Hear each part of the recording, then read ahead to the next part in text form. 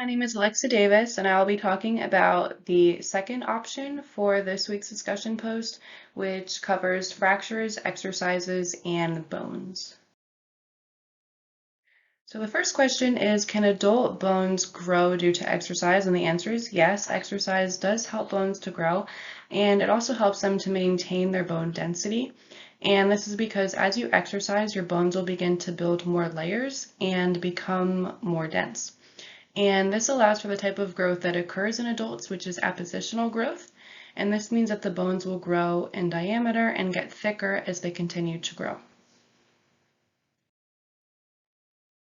The next question is, what effect does weightlift exercises have on bones? So on a microscopic level, the osteoblasts are responsible for the bone density, and the osteoblast production is increased as stress is applied to the bones, which help form new layers of bone. They will then eventually become osteocytes, which will help with maintaining and repairing the bone. And essentially the exercise just helps to promote the production of bone tissue. The next question is, will a weightlifter's arms be thicker and heavier than a jogger's arms? And the answer is yes, because the arm bones of a weightlifter are being exercised more than a jogger's arms are. Next, I wanted to discuss the effects on the bones found in sedentarism, weightlessness in space, and bedridden patients.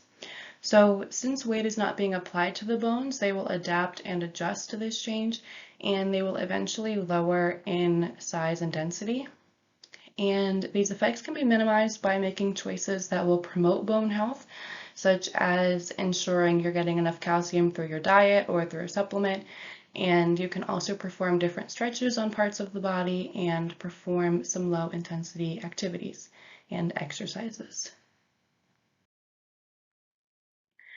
Next, I'll be talking about how bones are able to withstand tension, and this is because of the collagen fibers that are found in our bones, which are able to resist the stress and the tension that is being placed on them. And when considering the dangers of stress, it is more dangerous for this stress to occur on the long axis of the shaft compared to the side of the shaft, because stress applied to the long axis of the shaft can lead to fractures, whereas the side of the shaft is thicker and can handle that stress better.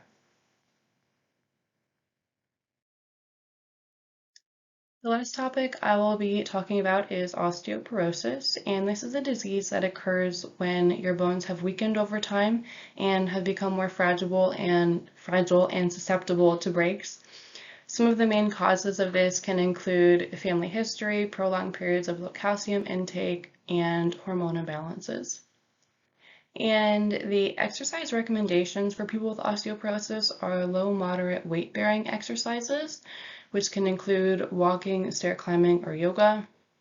And the last question is, which type of break is more common in people with this disease?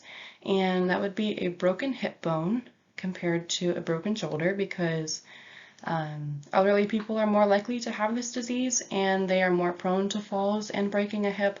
And this is because the bones of a person with osteoporosis have weakened over time, and this puts the bones at a greater risk of breaking or maybe even shattering into small pieces. And that concludes my discussion. Thank you for watching.